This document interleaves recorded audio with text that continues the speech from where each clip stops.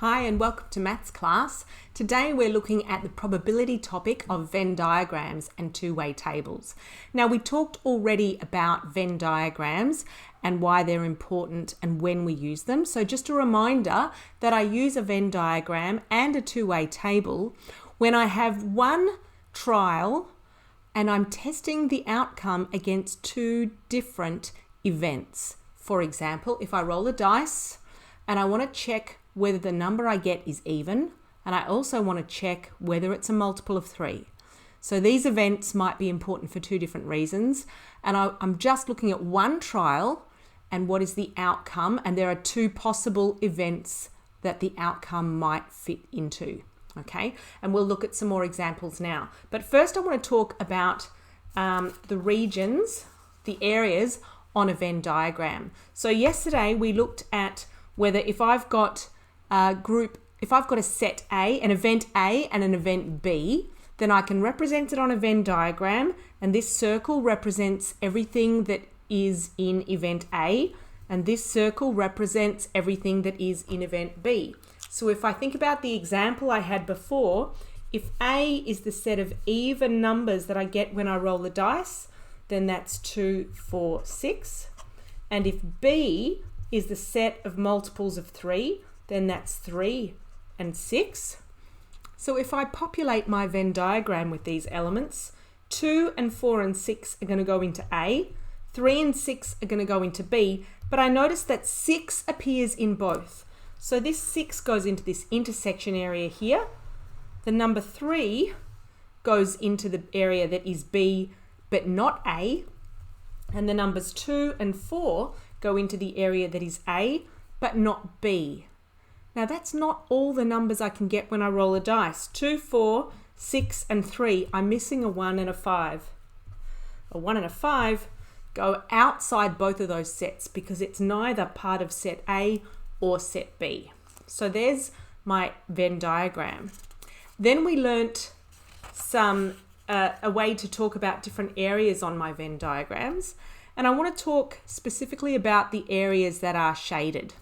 So this area that I've got shaded here, it's part of A, but it's not part of B.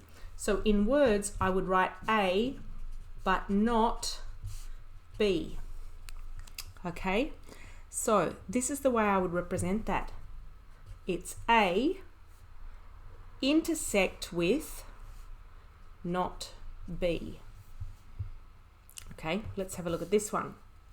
This shaded part is in B, but it doesn't include the part of B that is A. So it's B intersecting with everything that's not in B. So that's, everything that's not in A. So that's A dash intersect B. Now, if you're not sure how to do those, if I had this written already, when I do an intersect, I can shade each part. I shade A,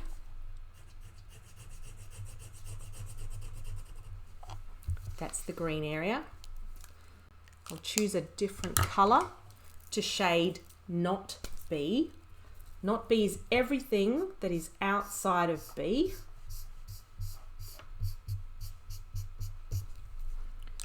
Now there are 4 types of areas I've got here. There's this part which I didn't shade at all. There's this part which I only shaded once for not B. There's this part which I only shaded once for being in A. And there's this part which I shaded twice. If it's shaded twice, it's an intersection between A and not B. This one here, if I wanted to describe that, I can clearly see it's the intersection between A and B. And this upside down U is the intersection. And then if I look at my last diagram here, how would I describe that? This one's a little bit tricky. I know that the unshaded white area is the union of A and B. So I'm just going to jot down the union of A and B. That looks like that. This red area is everything else. So I can actually describe it in this way. It's A union B dash. So it's not the union of A and B, it's everything else. All right, they're just some examples. We're going to have a little test yourself session. So I've got 4 examples here. What I want you to do is pause and shade on a piece of paper. What do you think A looks like? What does B dash look like? What does A intersection B look like here? And what does A union B dash look like here? Without referring back to the previous pictures. So just pause. And in a moment, you'll see the results. Okay, are you ready? There we go. So A, all I've done is I've shaded the circle A. B dash, I've shaded everything except the circle B. A intersection B, I've circled the only region that is both inside A and inside B. And A union B dash, I've shaded everything that is not inside A or B. All right, let's do some more. Once again, have a look, pause your video and see if you can do these ones. And now be ready for the answers. So here they are. A intersection B dash. First I think about what is inside A and also not in B, and that's just this region that I've shaded there. A union B, that's my definition of union. It's in the union if it includes A and B and any intersected region. A dash union B, I've got to shade both everything that is not in A and everything that is in B, and that's what I've done. And finally, I've got A dash intersection B dash. So I've only shaded places that are both not in A and also not in B. Now notice that this one actually gives us the same region as the one we did earlier, which is A union B dash. That can happen. Sometimes there's more than one way to describe a region. Doesn't mean you've made a mistake. Right, now we're going to do a worked example. Now we're looking at a two-way table. You haven't met two-way tables yet. So what I have here is a Venn diagram which shows students from a group of 23 who study biology and physics. And if I look at the numbers that are already in there, 7 plus 4, there are 11 altogether that study biology. And 8 plus 4, there's 12 that study physics. And 4 of those students do both biology and physics. And then I've got 4 students out here that don't study either biology or physics. So if I double check these numbers, they should add up to 23. 7 plus 4, that gives me 11, plus 8, that gives me 19, plus 4, that gives me 23. So that's all correct. Now, here's my two-way table. And you can see that my two-way table has the same regions, but it's lined up differently. Here I've got on my rows the headings B and B dash. So this row represents studying biology and this row represents not studying biology. Then in my columns I've got P and P dash. So this column represents studying physics and this column represents not studying physics. Now the nice thing about a two-way table is I can add something on the end here. If I add a little bit more at the end of my rows and columns, if I add the 4 and the 8 here, that gives me 12. Now I know altogether how many study physics. If I add the 7 and the 4 here, that's going to give me 11. Now I know altogether how many do not study physics. Now, if I add the 4 and the 7 here, I get 11, and the 8 and the 4 here, I get 12, which means I've got 11 that study biology and 12 that do not study biology. And if I add these two cells here, I get 23, which is my total number. And if I add these two cells, I get the same. So whenever I have a question that can be represented in a Venn diagram, a two-way table is another option. Or if it can be represented in a two-way table, then my Venn diagram is another option. This shows you all the regions of my two-way table. If there's A and A dash as the heading of my rows and the heading of my columns are B and B dash, then here I've got the intersection of A and B. Here I have the intersection of A and not B. Here I have the intersection of A dash and B. And here I have the intersection of A dash and B dash.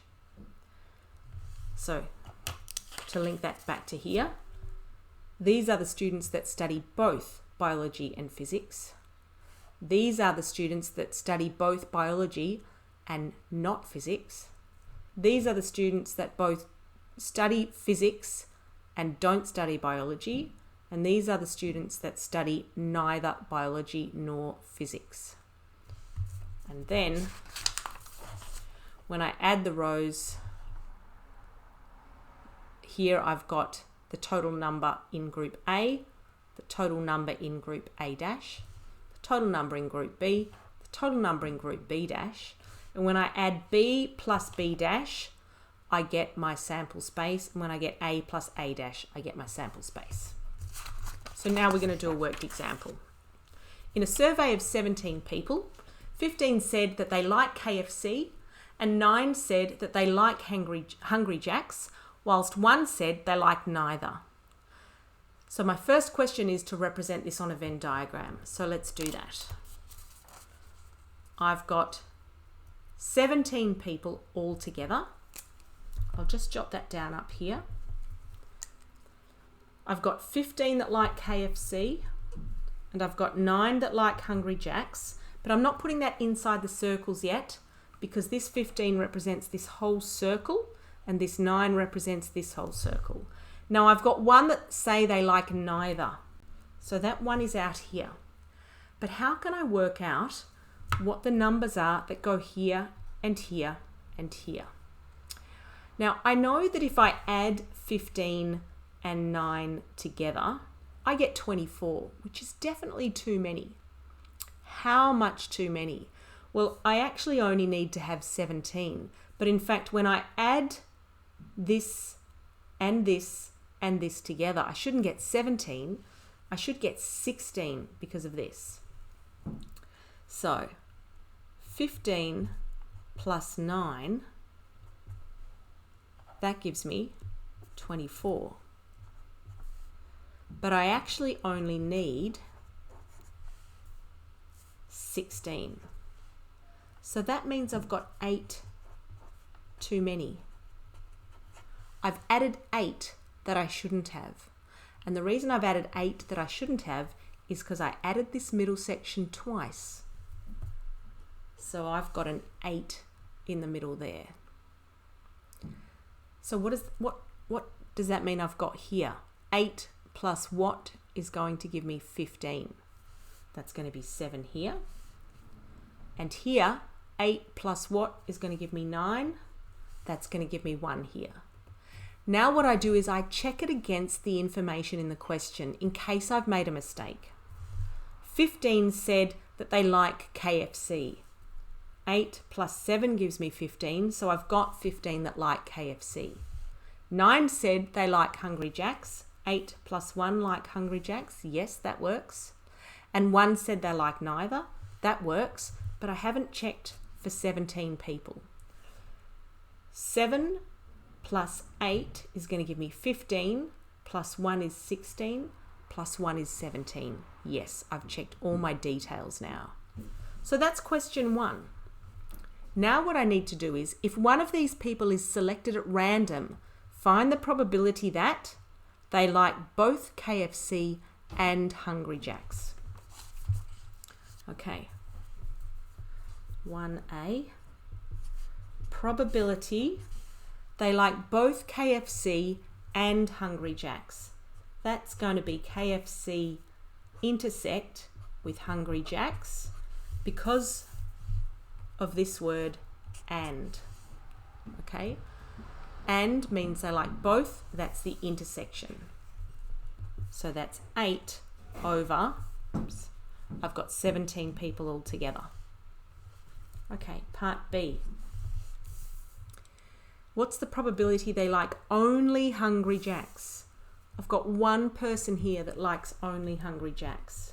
But how can I represent that? Hungry Jacks, but not KFC.